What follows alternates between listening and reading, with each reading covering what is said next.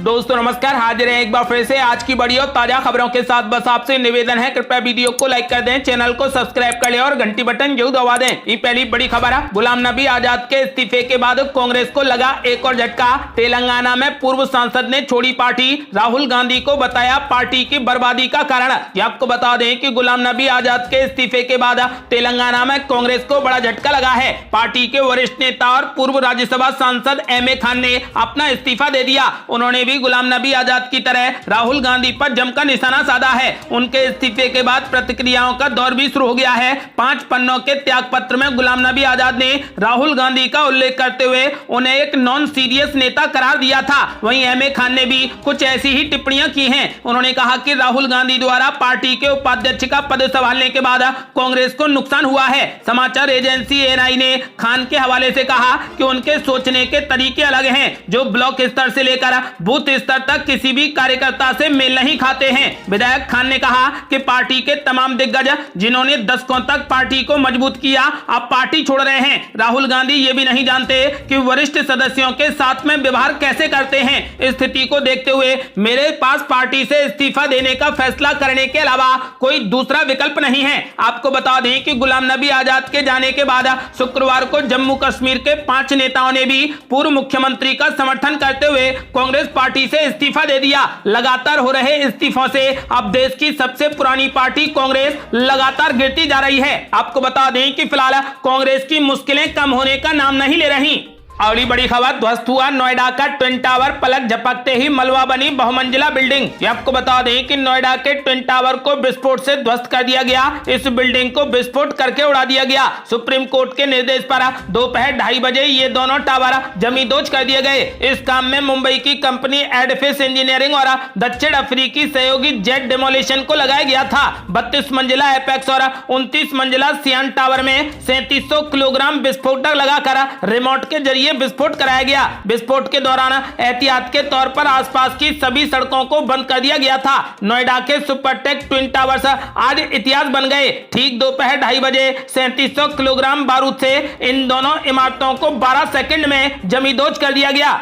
और बड़ी खबर, एनडीए को पटखनी देने के लिए महागठबंधन ने बनाई बड़ी रणनीति, सब मिलकर करेंगे पलटवार। आपको बता दें कि बिहार में सत्ता परिवर्तन के बाद महागठबंधन और एनडीए के बीच में शुरू हुआ आरोप प्रत्यारोप का दौर अब अपने चरम पर है। एनडीए की तरफ से हर दिन प्रेस वार्ता कर महागठबंधन पर हमला बोला जा रहा है, जिसका महागठबंधन की तरफ से टुकड़ों टुकड़ों में बंटकर पलटवार किया जा रहा है। लेकिन अब महागठबंधन ने ऐसी रणनीति तैयार की है जिससे वो न सिर्फ एनडीए के हर सवालों का जवाब देगी, बल्कि उस पर पूरी तैयारी के साथ पलटवार भी करेगी। इसकी शुरुआत रविवार से जनता दल यूनाइटेड के दफ्तर से की गई। जेडीयू के प्रदेश अध्यक्ष उमेश कुशवाहा ने कहा कि रविवार से महागठबंधन एनडीए के हर सवाल का जवाब देगा। हमने इसके लिए पूरी तैयारी की है। रविवार को महागठबंधन की तरफ के तमाम दलों के नेताओं के साथ साथ महागठबंधन सरकार के 1 या फिर 2 मंत्री और प्रवक्ता जेडीयू के दफ्तर में बैठेंगे और एनडीए के हर सवाल का पूरे तरीके से जवाब देंगे। आपको बता दें कि यही नहीं बल्कि अब हर दिन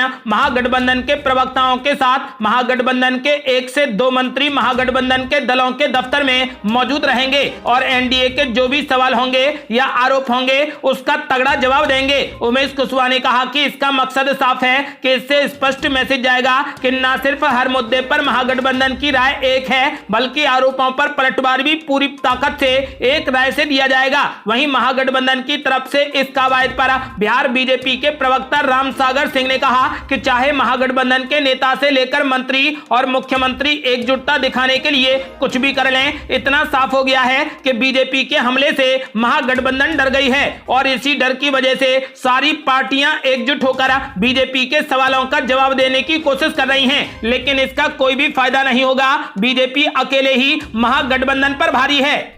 और बड़ी खबर, गृह मंत्री अमित शाह ने विपक्ष पर बोला बड़ा हमला। बोले पीएम नरेंद्र मोदी ने परिवारवाद, तुष्टीकरण और भ्रष्टाचार की राजनीति को कर दिया खत्म। आपको बता दें कि गृह मंत्री अमित शाह ने कहा कि 8 वर्ष के कार्यकाल में प्रधानमंत्री नरेंद्र मोदी ने कार्य करने की राजनीति की शुरुआत की है और देश को परिवारवाद, तुष्टीकरण और भ्रष्टाचार की राजनीति से मुक्ति दिलाई है, जिससे लोगों का लोकतांत्रिक व्यवस्था में अब विश्वास गहरा हुआ है। छत्तीसगढ़ की राजधानी रायपुर के पंडित दीनदयाल उपाध्याय सभागार में मोदी मोदी@20 ड्रीम्स मीट डिलीवरी विषय पर संगोष्ठी को संबोधित करते हुए गृह मंत्री अमित शाह ने कहा कि देश में माओवादी घटनाओं में काफी कमी आई है और उग्रवाद अब केवल कुछ ही जिलों तक सीमित है। उन्होंने कांग्रेस नीति पूर्ववर्ती सरकार पर निशाना साधते हुए कहा कि वर्ष 2010 से लेकर 2014 के बीच में पूरा देश निराश था। मनमोहन सिंह के नेतृत्व वाली यूपीए सरकार थी, लेकिन इसे सोनिया गांधी चला रही थी। फिर 12 लाख करोड़ रुपए के घोटाले हुए, न जाने कितने निर्भया के साथ बलात्कार हुआ। दुनिया में देश का सम्मान नहीं था, सरहदें भी सुरक्षित नहीं थी, देश का भविष्य क्या होगा सब धुंधला सा हो गया था। अमित शाह ने कहा कि लोग सोचने पर मजबूर हो गए थे कि क्या बहुदलीय लोकतांत्रिक व्यवस्था विफल हो गई है, क्या इस पद्धति से देश दुनिया में अपनी जगह बना पाएगा। अमित शाह ने कहा कि फिर वर्ष 2014 में भारतीय जनता पार्टी ने नरेंद्र मोदी जी को प्रधानमंत्री पद का उम्मीदवार बनाया। मोदी जी को पूर्ण बहुमत के साथ प्रधानमंत्री के रूप में चुना गया। यूपीए शासन के दौरान लोकतंत्र में विश्वास खो चुके लोगों का आज ये कहना है कि हम एक सफल लोकतंत्र और लोकतंत्र की जननी हैं। ये विश्वास मोदी सरकार के सुशासन के कारण है। केंद्रीय गृह मंत्री अमित शाह ने कहा कि जब मोदी जी प्रधानमंत्री बने तब देश की राजनीति में 3 नासूर थे, परिवारवाद, भ्रष्टाचार और तुष्टीकरण। सभी राजनीतिक दल वंशवाद की राजनीति में लिप्त थे, लेकिन मोदी जी ने सुशासन का मंत्र दिया। उन्होंने कहा कि मोदी जी ने देश की राजनीति से इन तीनों ही नासूरों को खत्म कर दिया।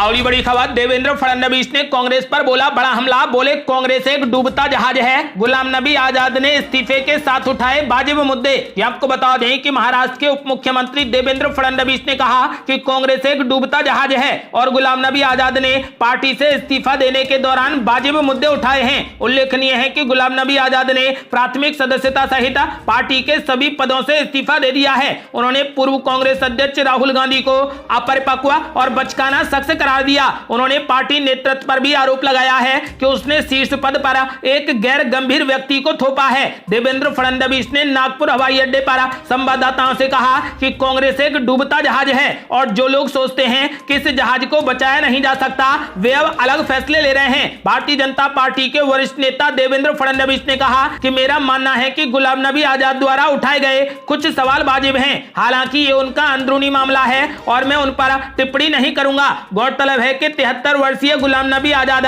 गत 5 दशक से कांग्रेस से जुड़े हुए थे। उन्होंने पार्टी अध्यक्ष सोनिया गांधी पर पार्टी से लेकर पिछली संयुक्त प्रगतिशील गठबंधन सरकार की संस्थागत पवित्रता खंडित करने के लिए रिमोट कंट्रोल मॉडल का कथित इस्तेमाल करने को लेकर सियासी हमला किया है। आपको बता दें कि कांग्रेस पार्टी के गर्त में जाने को लेकर उन्होंने राहुल गांधी और सोनिया गांधी को जिम्मेदार ठहराया है। आपको बता दें कि फिलहाल देवेंद्र फडणवीस ने कहा कि कांग्रेस एक डूबता जहाज है और गुलाम नबी आजाद ने इस्तीफे के साथ जो भी मुद्दे उठाए हैं वो वाजिब हैं।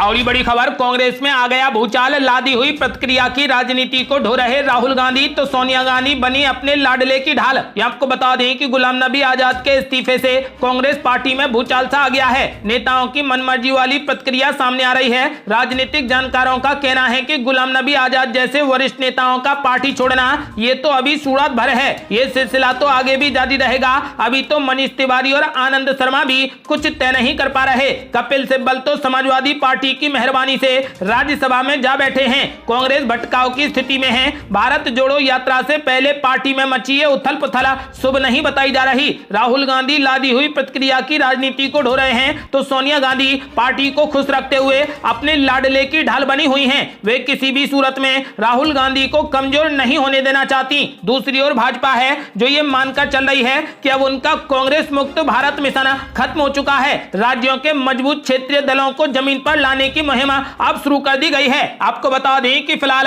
लादी हुई प्रतिक्रिया की राजनीति को राहुल गांधी ढो रहे हैं और सोनिया गांधी अपने लाडले की ढाल बनी हुई हैं। और बड़ी खबर, पूरे देश में नए सिरे से मतदाता सूची जारी करने की तैयारी, चुनाव आयोग ने दिए दिशा निर्देश। आपको बता दें कि चुनाव आयोग पूरे देश में नए सिरे से मतदाता सूची जारी करने की तैयारी में है। मतदाता सूची में एक रूपता दोहराव को खत्म करने और एक समान फोटो की विसंगतियों को दूर करने की योजना है। इसके तहत राज्यों और केंद्र शासित प्रदेशों को दिशा निर्देश जारी कर दिए गए हैं। इसमें समान जनसांख्यिकीय प्रविष्टियों और फोटो से मिलती जुलती प्रविष्टियों के प्रबंधन और संशोधित करने के लिए मानक संचालन प्रक्रिया जारी किए गए हैं। इसके तहत कहा गया है कि वे अपने यहां पर मतदाता सूचियों को जनसांख्यिकी और फोटो के आधार पर सत्यापित कराएं। इस प्रक्रिया को 1 जनवरी 2023 तक पूरा कर लिया जाएगा। और ये बड़ी खबर है, ऐतिहासिक होगी कांग्रेस की भारत जोड़ो यात्रा। पार्टी ने 29 अगस्त को बुलाई है एआईसीसी की मीटिंग। ये आपको बता दें कि कांग्रेस पार्टी ने भारत जोड़ो यात्रा की तैयारी पर चर्चा के लिए एआईसीसी मुख्यालय में 29 अगस्त को एआईसीसी महासचिवों, पीसीसी अध्यक्षों और भारत जोड़ो यात्रा के राज्य समन्वयकों की बैठक बुलाई है। कांग्रेस की ये ऐतिहासिक पदयात्रा होगी जो 7 सितंबर को कन्याकुमारी से शुरू होकर जम्मू कश्मीर में समाप्त होगी। तमिलनाडु में यात्रा 7 से 10 सितंबर तक 4 दिन चलेगी और इसके बाद ये पदयात्रा अगले दिन केरल से आगे बढ़ेगी। कांग्रेस के मीडिया विभाग के प्रमुख पवन खेड़ा ने कहा कि पार्टी ने उन लोगों के नामों को स्वीकृति दे दी है जो उन राज्यों में भारत जोड़ो यात्रा की मीडिया गतिविधियों का समन्वय करेंगे जहां से ये ऐतिहासिक यात्रा गुजरेगी। कांग्रेस ने उन राज्यों में भारत जोड़ो यात्रा की मीडिया गतिविधियों के समन्वय के लिए नेताओं को शुक्रवार को नियुक्त कर दिया है। साथ ही कहा गया है कि आजाद या फिर बिना आजाद के पार्टी का संगठनात्मक तंत्र दृढ़ संकल्प के साथ आगे बढ़ता रहेगा। और बड़ी खबर, पीएम नरेंद्र मोदी ने गुजरात दौरे के दूसरे दिन भुज में किया रोड शो, स्मृति वन स्मारक का किया उद्घाटन। ये आपको बता दें कि प्रधानमंत्री नरेंद्र मोदी ने अपने गुजरात दौरे के दूसरे दिन आज कच्छ जिले के भुज में एक रोड शो किया। गुजरात में इस साल के अंत में विधानसभा के चुनाव होने हैं। भुज और निकटवर्ती इलाकों के हजारों लोग मोदी जी का अभिवादन करने के लिए सड़क के दोनों ओर एकत्रित हुए। मोदी जी ने हिल गार्डन सर्कल से जिला उद्योग केंद्र तक 3 किलोमीटर लंबे रोड शो के दौरान लोगों की ओर हाथ हिलाकर उनका अभिनंदन किया। सड़क के दोनों ओर खड़ी भीड़ ने प्रधानमंत्री के प्रति अपना लगाव जाहिर करने के लिए मोदी मोदी के नारे लगाए और तिरंगा भी लहराया। ये थी अब तक की बेहद बड़ी खबरें। यदि आप भी चाहते हैं कि भारत जल्द से जल्द कोविड मुक्त हो जाए तो इस वीडियो को लाइक कर अपनी राय हमें कमेंट बॉक्स में जरूर दें। यदि आपने अभी तक हमारे चैनल को सब्सक्राइब नहीं किया है तो कृपया चैनल को सब्सक्राइब कर घंटी बटन जरूर दबा दें। जल्दी मिलते हैं बड़ी अपडेट के साथ, तब तक के लिए जय हिंद, जय भारत।